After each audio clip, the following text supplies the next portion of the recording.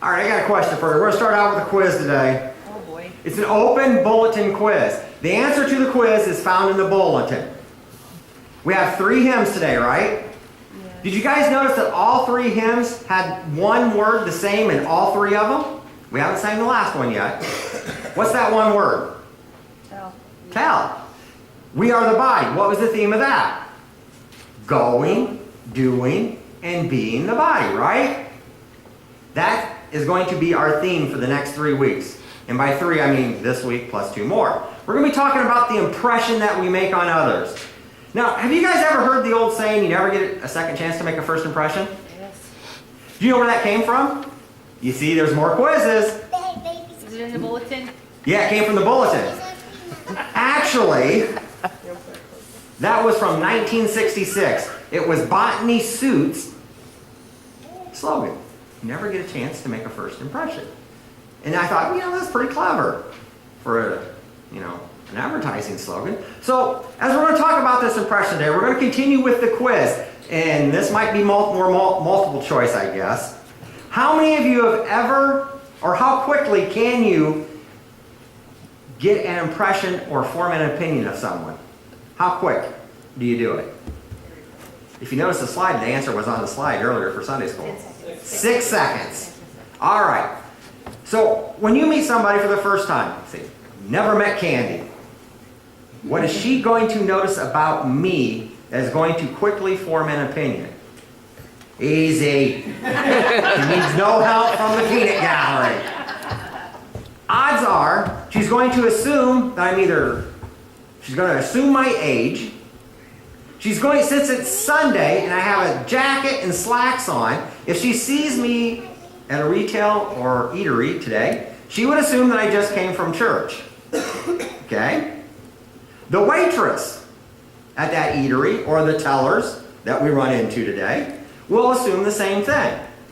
And by my haircut and my demeanor, you will probably be able to assume that the way I'm dressed, that I'm probably fairly conservative. Because I'm not wearing any flashy colors today. Although sometimes I do, just not today. So you'll be able to, within 6 seconds, be able to establish a few things. Do I have good posture? You think, well, how's that a problem? Well, you see, we look at someone's posture. If they have poor posture, or they're kind of slumpy, we're going to think that they're sick, or they're ill, or they lack self-confidence, right? That they don't have any confidence because they're kind of shy. But if a person has good posture, they're standing upright, and they carry themselves well, these are some of the things that you're going to assume. Now, explain to me, or try to help me understand this.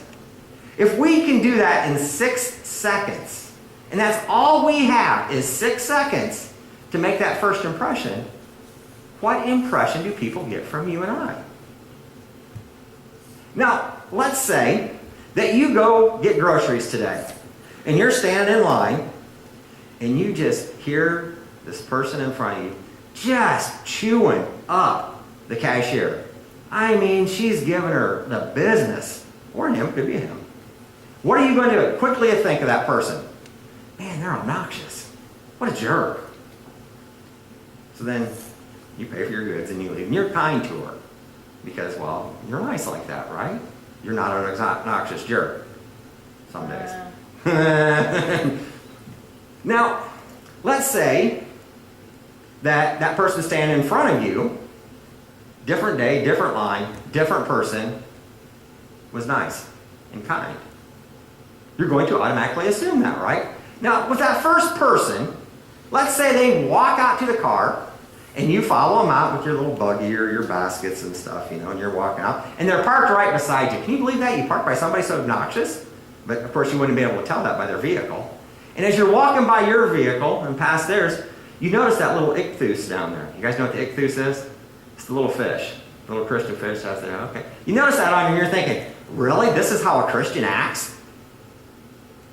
Maybe we'll give them a little bit of grace, and maybe they're having a bad day. But a bad day is still no excuse to be a jerk to a total stranger, is it?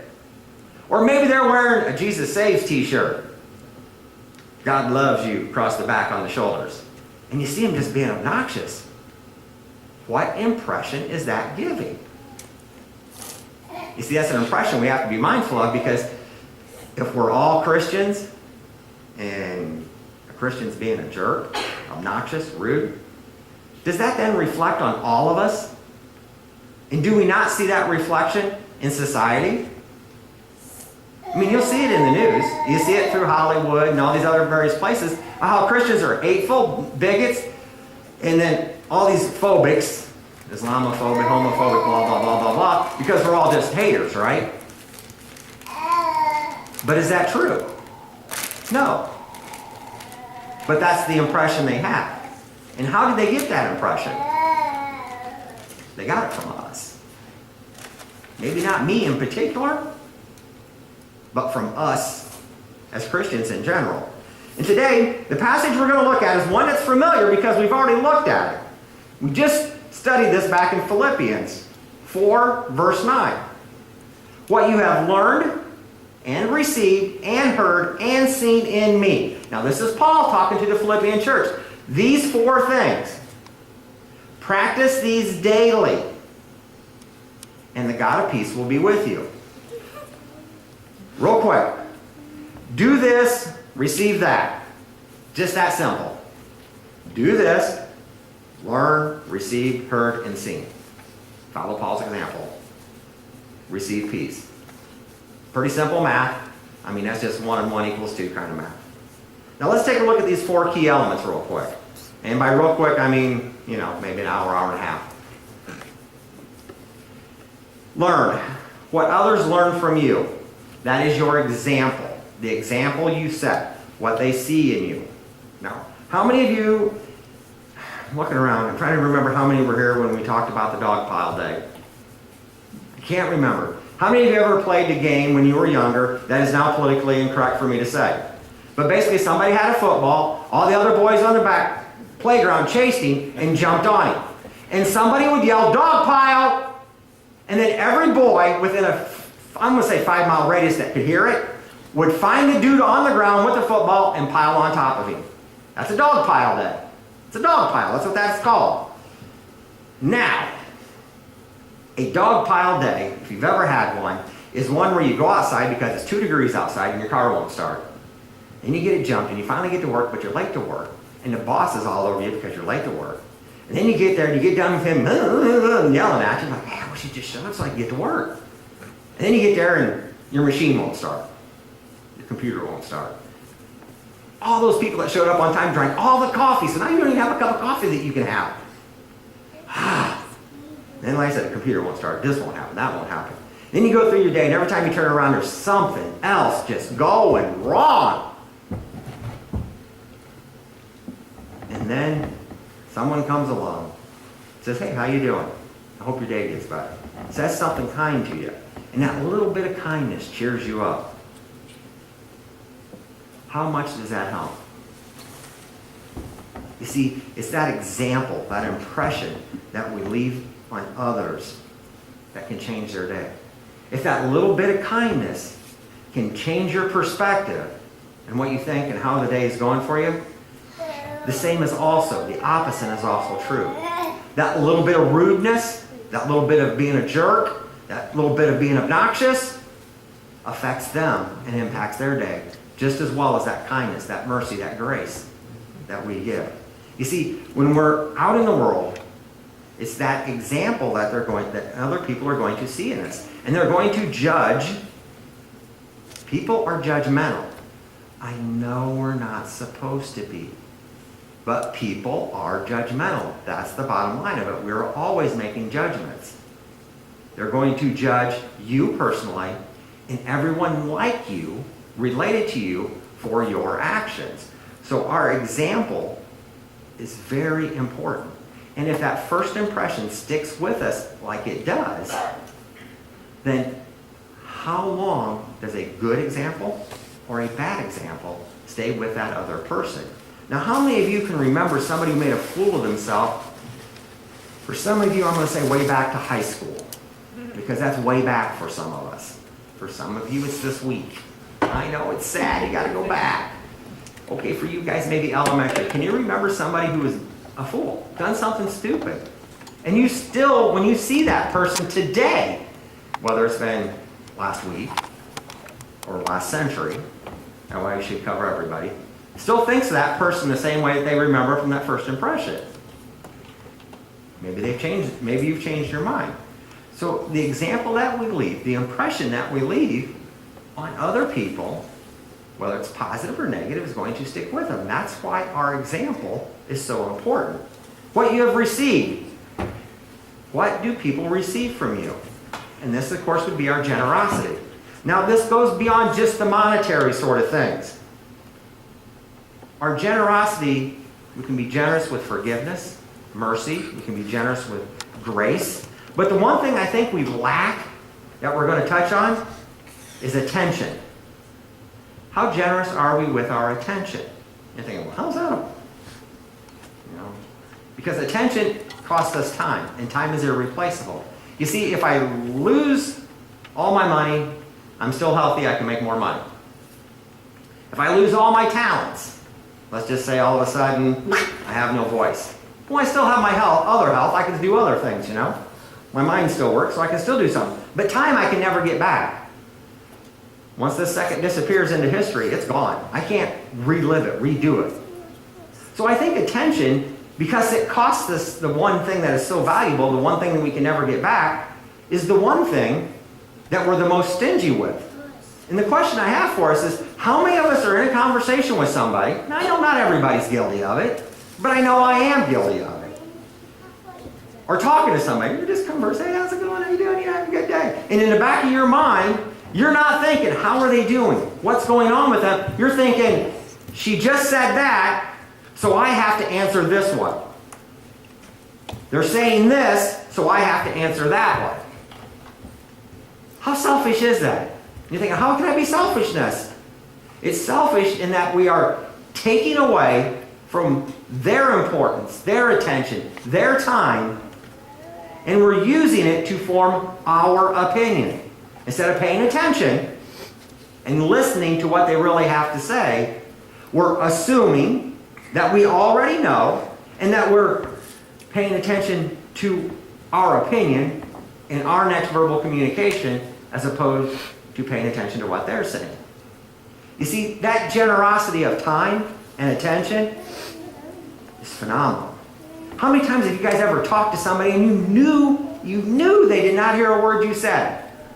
They may have heard it verbally, but it just went right by them. And I understand that parents with teenagers know this a lot.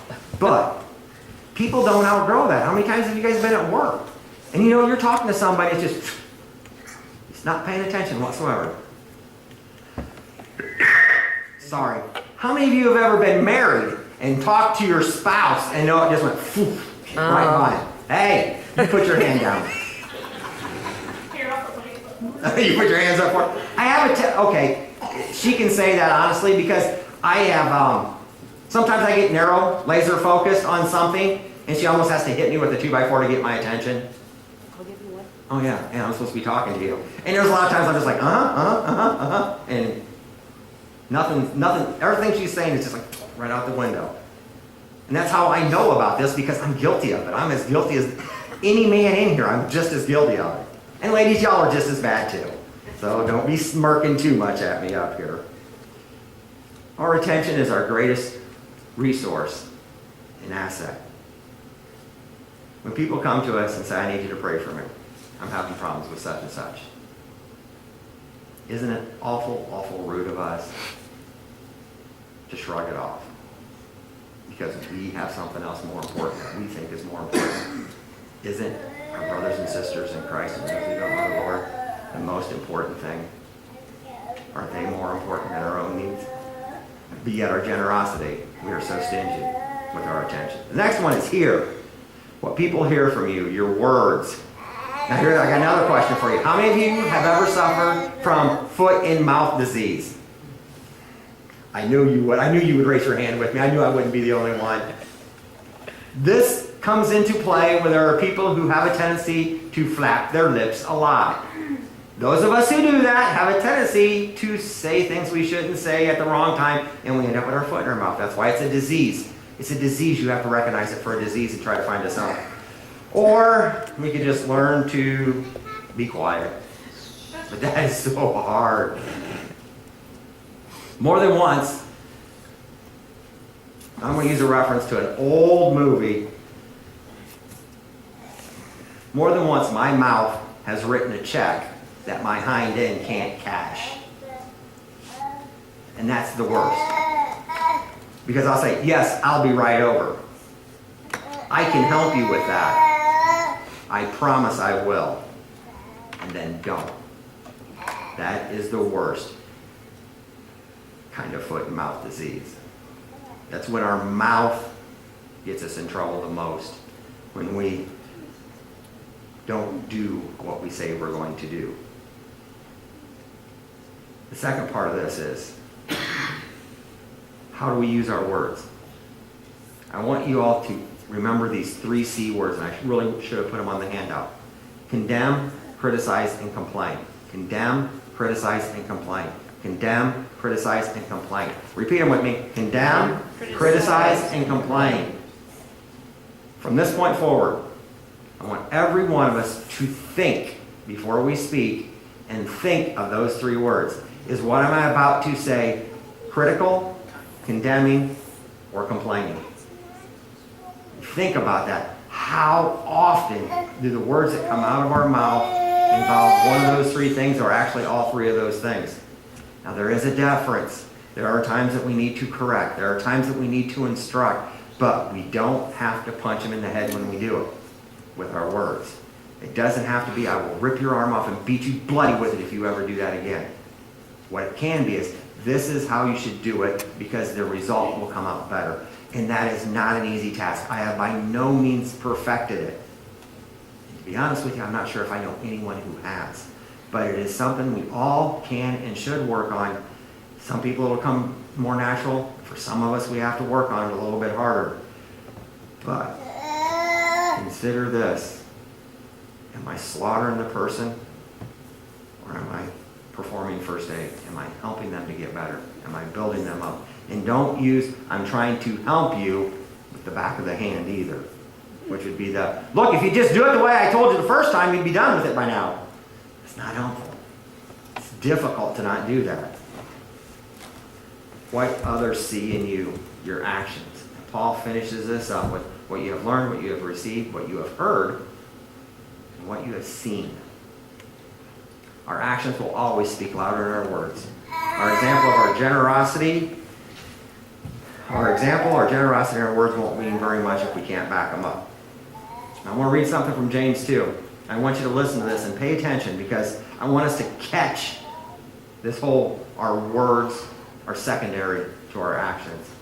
What good is it, my brothers, if someone says he has faith but does not have works? Can faith save him?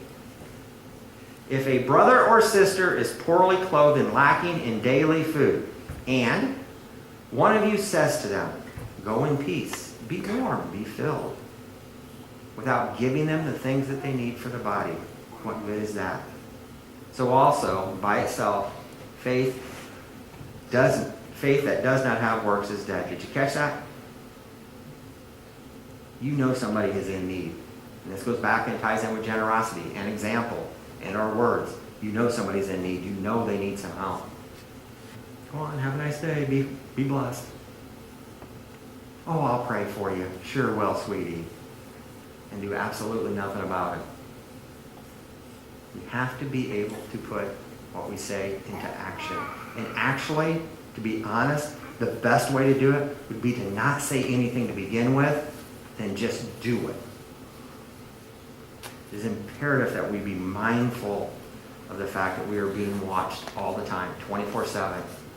If you have an ichthus on the back of your car, if you have a church logo on the back of your car, if your license plate says "In God We Trust," make sure you use your blinkers. Because they're going to see that and they're going to think, man, did the guy even use his blinker? Oh, look, there goes another Christian, can't drive. When you're at a restaurant, tip your waitresses and waiters well. Especially if they see you praying. Otherwise, it'll be, oh, look at that, there's one of them cheap Christians again. And I hate working on Sundays every time we come here, these guys. And they wouldn't give up a nickel if they had to. I see, the reason they watch us is for a very particular reason. Jesus said, we are the lights of the world. He said, he is the light of the world, and then because of him in us, that makes us little bitty lights. So he's like a big floodlight, we're like little candles. He made us visible on purpose. And I know a lot of us don't like to be visible. And it is the worst thing we can possibly do is to be standing in front of a bunch of people. But we are visible. Whether it's our family, our children, our friends, co-workers, whomever it may be, if they know that we know and follow Jesus, then they're going to use us to gauge what the Lord's like. And that is a hard pill to swallow. But it's the truth, because I've been on the other side of that. I've worked with people, I've known people who said they were Christians, whose actions, their words, what they've learned in their generosity did not match up whatsoever. And I can tell you an awful lot of stories about why I didn't go to church, because I didn't want to deal with the hypocrites. And I got that opinion by observing Christians. I had that opinion by observing those who said they were faithful. It was wrong of me, because I should never judge a book by its cover, and that's exactly what we are, the cover of Christianity. But it was also wrong of them to paint such a negative picture. Whether it was intentionally or unintentionally that they painted it, that's what was painted. So for us today, what picture are we painting for the world to see? What impression? When they see me and they recognize who I am and what I do they see Christ? Can they relate to Christ through me? See, because Jesus isn't going to just come down and swoop up on somebody and say, hey, it's time to get saved. He's going to use us to do it. And if we haven't established a good impression, then we have no place to go with it. There's no second chance for our first witness to start talking to him, to befriend him, if we've already made that first impression bad. So let us be a people who use our mouths and ears appropriately. Let us be a people whose yes is yes and our no is no. So that when it does come time and the door does open up and the Lord says, all right, it's time to tell them about me, we haven't squandered our opportunity because we've made that first impression wrong or our second impression wrong. Let's pray. Lord, I pray that you would continue to use us to be your hands and feet, to be the light. Your word tells us that's exactly what you're going to do. So Lord, we're praying no more than for your will to be done in and through us.